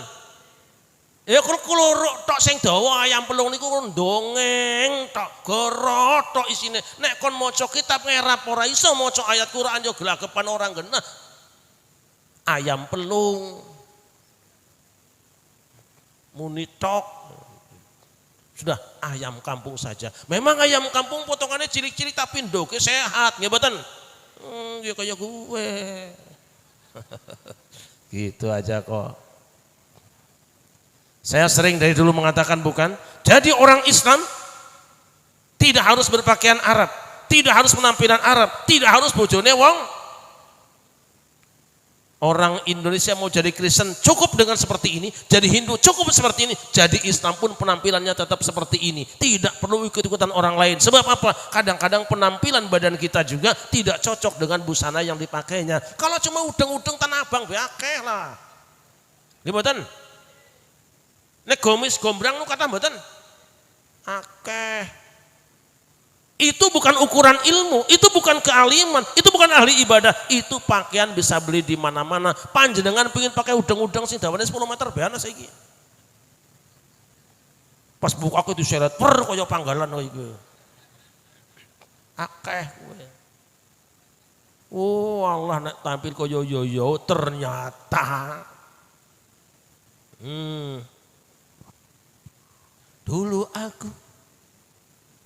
Dulu aku memang cinta, sekarang wes dewek-dewek tafsir gue. Hamba Allah yang dimuliakan, maka para wali berdakwah dengan seni yang mereka bawa. Ternyata apa? Orang tidak bisa menggerakkan dengan ayat Quran, sihatnya. kon menyatu angel, tapi begitu muncul lagunya Roma Irama, judi, oyak dewe, obah dewe, gak ono sing perintah nggih mboten. Niku cara dakwah. Kita gerakkan pakai ayat, gerakkan pakai hadis meneng baik. Disebut ganjarane meneng wae. Tapi begitu pakai irama melaku dewek nasihat. Pertama nasihat apa? Qiyamul lail. Begadang jangan begadang. Kalau tiada begadang boleh saja. Kalau ada tahajud weh. Yang pertama itu. Nanti ganti lagi, akhirnya apa? Mardatila. Mardatila niku mardotila. Orang ngerti. Ngono iku. Hamba yang dimuliakan. Nah tadi. Akhirnya Kanjeng Nabi Muhammad ngumpulkan kayu bakar. Begitu kayu bakar dikumpulkan si ibu nanya. Niku kagem napa anu Kanjeng Nabi? Iya iku tak sumet ku nggo bakar anakmu main enggal matine aku bebuang iki. Dakwah yang menyentuh itu kemudian sang ibu bertanya, di depan ibunya akan kau bakar si Alqamah itu ya Rasulullah? Sejak kapan kau bilang kau ibunya? Saat ini kau maafkan dia, ku maafkan dia, peluk dia, peluk dia. Meluncur kalimat la ilaha. Para sahabat bertakbir. Takbirnya udah balang rumah wong. Saking gembiranya sahabat Nabi yang dari tadi tertahan ruhnya dilepaskan oleh Allah Subhanahu wa taala karena tetesan air mata ibunya. Kalau para sahabat Nabi tidak bisa menolong, kalau orang-orang hebat tidak bisa menolong, kalau Nabi sendiri tidak bisa menolong orang yang durhaka pada ibunya, bagaimana kiai, bagaimana ustadz, bagaimana habib? Gak laku saudara-saudara. Maka panjenengan kalau akan memuliakan siapapun juga muliakanlah ayah dan ibumu. Ngoten niku. Nek kelingan Gus Dur kula Pak nuwun sewu nggih. Nggih sedih juga lah. Gus Dur itu kalau ketemu kiai mana saja dengan diko sak kersa-kersane sak karep-karepe, biarkan saja gitu aja kok. Tapi kalau dengan ibunya Gus Dur lenggahnya begini Pak. Rapat keputusan yang ngambang Gus Dur sowan ibunya. Nanya pendapat ibu bagaimana? Nek pendapatku begini, itu yang dia pegang. Kenapa? Seorang ibu ikhlas dari hatinya, sayang sama anaknya. Kalau orang lain nasihat bisa jadi jebakan untuk menghancurkannya. Pura-pura diundang, umpamanya kumpulan, pada dikepruki bisa mawon. Undang seminar, tahu-tahu malah diracun, saged nggih? Untung piye ora pada mangkat kowe. Umpamane gitu loh. Itu. Tapi nek wong tukang mangan ya akeh mangannya arane apa tadi iki? Nek wong akeh mangan iku apa? Nek cara wong Sunda apa arane? Nulo badaharna. Wis karepe lah kowe mah. Hamba yang dimuliakan. Maka tidak ada doa yang lebih ampuh daripada doa ibu dan bapak kita sendiri. Jelas mboten? Kadang-kadang kita menganggap mereka remeh temeh, kecil hina dina, tapi di hadapan Allah mereka lah yang doanya sudah nyantel, kita tinggal sambungkan saja. Oleh karena itu saudara-saudara, sering saya sampaikan juga di sini. Orang boleh baca suratul Fatihah, hadiah Fatihah buat Kanjeng Nabi, keluarga dan sahabatnya. Boleh untuk para wali, boleh para ulama, boleh para masyayikh, boleh, silahkan. Tetapi tidak ada hadiah Fatihah setelah kepada Rasul, keluarga, sahabatnya yang lebih mulia dari hadiah Fatihah buat Romo dan ibu sendiri. Jelas mboten? Bu, ini kadang-kadang di absen dari Syekh Bauddin Naksabandi, Abdul Qadir Jilani, Abdul Hasan Asadui, kabeh di absen. Tapi ibu dan bapaknya tidak dikirimi. Betul apa salah? Betul apa salah? Salah. Panjenengan boleh ziarah kubur kemana saja dan itu bagus. Tetapi ziarah kubur yang lebih utama setelah Rasul, keluarga dan sahabatnya adalah ziarah kubur Ibu Romo, Simbah Kakung, Mbah Putri sendiri. Ini kadang-kadang kita ziarah di Wetan. Mulai dari Syekhona Khalil, bagus. Sunan Ampel, bagus. Sunan Giri, bagus. Sunan Derajat bagus, Sunan Kalijaga, Kalimalang, Kali Ciliwung, Kali Candui. Semua juga bagus, tapi yang lebih bagus adalah ziarah kubur Romo lan Bapak lan no hamba yang dimuliakan. Dulu Nabi Yusuf sedang lenggah di atas singgasananya. Lalu datang kakek dan nenek diiringkan anak-anaknya. Nabi Yusuf turun ke bawah, digendong kakek dan nenek, diletakkan di atas singgasananya. Dia menyungkur di bawah kakinya. Orang bertanya, Tuan Nabi Yusuf, Tuan Raja, siapa gerangan kakek dan nenek ini? Nabi Yusuf dengan penuh berwibawa mengatakan, para saudara-saudara sebangsa tanah dan sebangsa air, sebangsa dan setanah. Kakek dan nenek yang datangnya tidak kalian pedulikan. Kakek dan nenek yang hadirnya tidak kalian acuhkan. Dia adalah ibu dan bapakku. Di hadapan kalian aku raja dengan segala titah. Tapi untuk mereka aku hamba yang siap diperintah. Masya Allah. Terhinakah kanjeng Nabi Yusuf? Tidak. Dari perbuatan yang soleh, perbuatannya yang baik, Allah abadikan namanya di dalam kitab suci yang akan senantiasa dibaca ila yaumil qiyamah. Surat Yusuf, surat yang ke-12. Hebatnya Yusuf. Bagaimana dengan kita? Jika satu saat datang seorang camat di rumah kita, anak kita bilang, Pak, tunggu sebentar, kita pesan ke Pak Camat. Pak Camat, panjangan jangan kundur dulu ya, ada yang ingin saya sampaikan. Lalu kita ke belakang, ibunya kita mandikan, bapaknya suruh mandi, dandani, tenteng ke depan Pak Camat, nuwun sewu, panjangan dangu ngetos kula nggih. Niki kula pengin kenalke niki elek-elek bapak lan ibu kula. Bahagia apa tidak? Gunung gede, luwih gede atine dhewe. Iki boro-boro nyebrange simbokna bae tengok kiri kanan, wirang ndak ana wong sing weruh.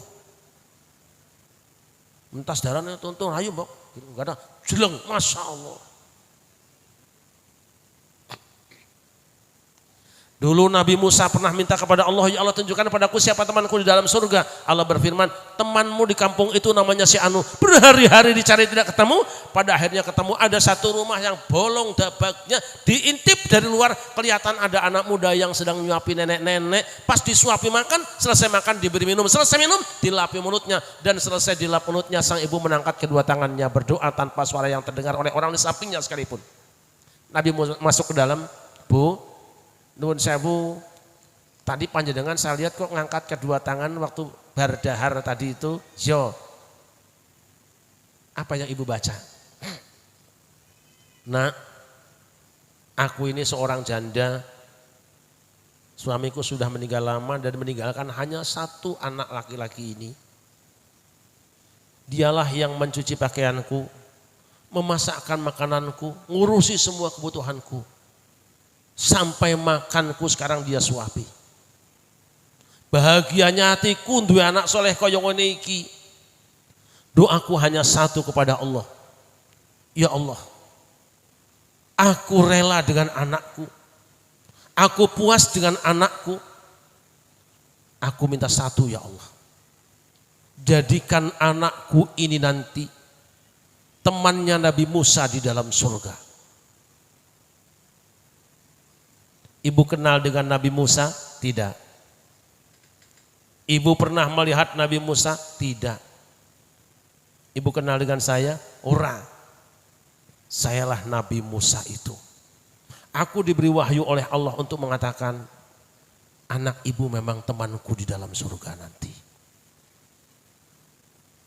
Ini dia keramat sebenarnya. Tidak usah mencari keramat-keramat yang tidak jelas. Apalagi sekarang saya sudah melakukan penelitian dari tahun 2010 di Pulau Jawa sampai Kalimantan banyak kuburan keramat palsu. Ada kuburan kucing jadi kuburannya wali. Bahkan di Banjar saya sudah ketemukan kuburan palsu. Saya tidak tahu kiainya datang apa enggak siang ini. Dibikin gubuk, dibikin nisan yang gede, ujung-ujungnya kotak amal. Kuburan palsu dibikin, kemudian 1 tahun ada yang setor sampai 5 karung duit. Siapa yang nyuruh seperti itu ziarah? Dalam kondisi tidak karu-karuan cukup buat kita Wali Songo dan guru-guru kita semua. Gimana? Cukup dengan kuburan kiai-kiai kita, ulama-ulama kita yang kita kenal. Kalau yang anyar-anyar biasanya bohong. Tapi kalau sih ngomong kayak kelambinnya kayak layar tancap, alah. Kok jubahnya kayak laron? Tidak perlu. Doa yang paling ampuh adalah doa ibu kita sendiri. Ingat Bapak Ibu nggih, dulu kanjeng Nabi? Karena ibu adalah sang pemilik cinta sejati.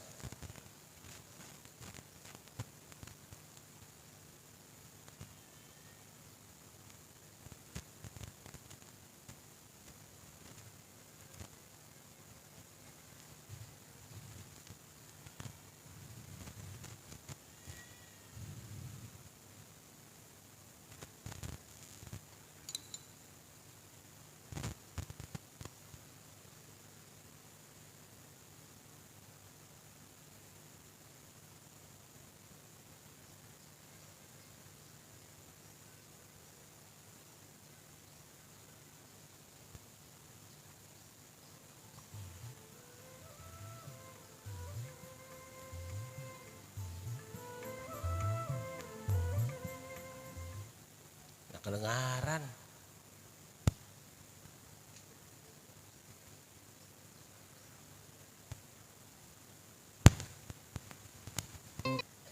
Ada di rumah kita sebenarnya.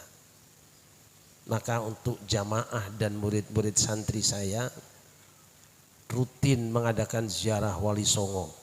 Saya pimpin sendiri. Tetapi sebelum berangkat ke Wali Songo, saya minta mereka untuk ziarah kubur orang tuanya sendiri. Sebab mereka adalah pintunya. Hamba yang dimuliakan. Ibu dan bapak kita adalah pemilik cinta sejati. Apa yang dikatakannya pasti untuk kebahagiaan diri kita sendiri. Hari ini kita sedang menghaulukan salah seorang tokoh, Mbah Abdullah Faqih. Kok jelas namanya sama dengan leluhur saya, Kiai Abdullah Faqih di Wonokromo, Mataram, Jogja. Ini dilakukan oleh putra wayahnya. Merupakan salah satu bukti bagaimana anak cucu sadar untuk berterima kasih kepada leluhurnya. Mudah-mudahan Mbah Abdullah Faqih dengan ibu, dengan nyai hari ini bergembira dengan kehadiran kita semua. Semoga Allah Subhanahu wa taala membahagiakan mereka berdua di alam kuburnya dan Allah menjadikan anak cucu keturunannya menjadi anak yang soleh dan solihah berguna bagi sesamanya. Allahumma hamba Allah yang dimuliakan, kita ingat tadi amal perbuatan yang paling dicintai Allah nomor satu apa? Nomor satu apa? Salat tepat pada, kalau pengen tepat pada waktunya harus persiapan. Ini zuhur marsi berapa jam? Masih berapa jam? Berapa menit? Sekarang sudah zuhur apa belum? Yang ngomong sudah berarti bosan ngaji gue. Udah zuhur apa belum? Berarti gak punya jam yang ngomong belum itu. Mudah-mudahan pertemuan kita pada siang hari ini membawa keberkahan untuk kita semua dan memberikan kebahagiaan kepada sahibul haul. Inilah yang dapat saya sampaikan siang ini, tidak usah banyak-banyak. Intinya cuma 3 kok. Yang pertama, sadar kita akan mati. Yang kedua, ziarah kubur orang tua kita sendiri lebih utama daripada yang lain. Yang ketiga, ngalap barokah dengan kuburan para ulama. Inilah ahlus sunnah wal jamaah. Gua kita bareng-bareng pungkas dengan baca sholawat. Salatullah salamullah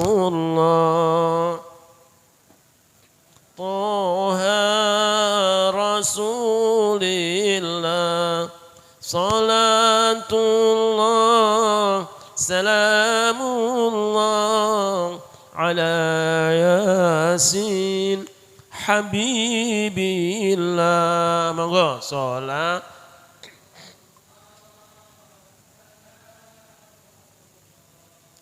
على طه صلاة الله على ياسين توسلنا ببسم الله وبالهادي رسول الله وكل مجاهد لله بآل البدر يا الله صلاة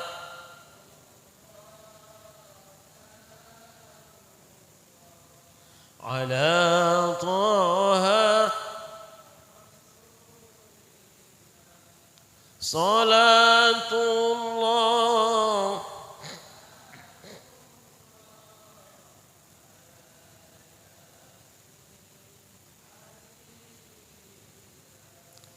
إلهي سلم الأمة من الآفات والنقمة ومن هم ومن غمة بآل البدر يا الله صلاة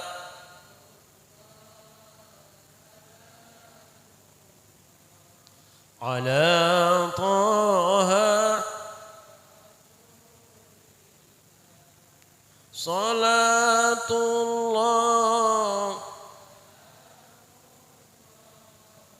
على ياسين. Saya mengucapkan terima kasih atas kerawuhan Bapak Kiai Ali Ja'far ini dari Majendang, kemudian Kiai Kandar Yusin juga sama dari Majendang. Hadir juga di sini Kiai Lukman Jailani, beliau guru mursyid Toreko Naksabandiyah dari Banjarsari. Ada Ustaz Habib Falaki dan teman-teman semuanya.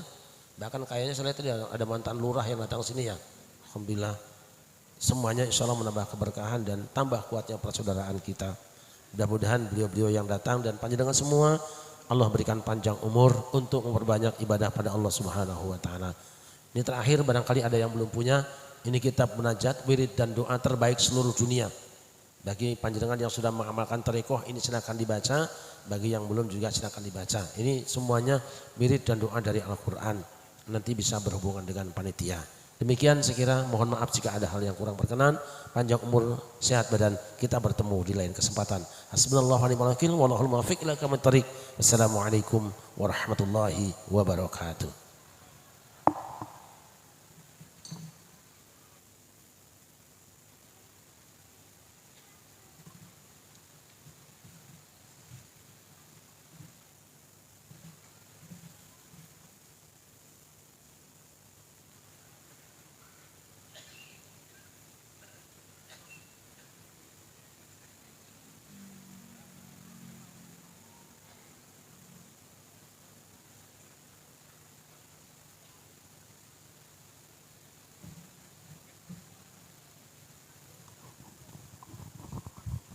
Ayyuhal khadirun rahimakumullah. Acara demi acara sampun kita dherekaken kanthi lancar boten mangke alus-alus punapa kangge panutuping acara sarengan maos kitab maos hamdalah. Alhamdulillahirabbil alamin. Sedaya lepat anggen kawula matur awal during akhir nyuwun agunging pangapunten. Wallahul muwaffiq ila aqwamit thoriq. Wassalamualaikum warahmatullahi wabarakatuh.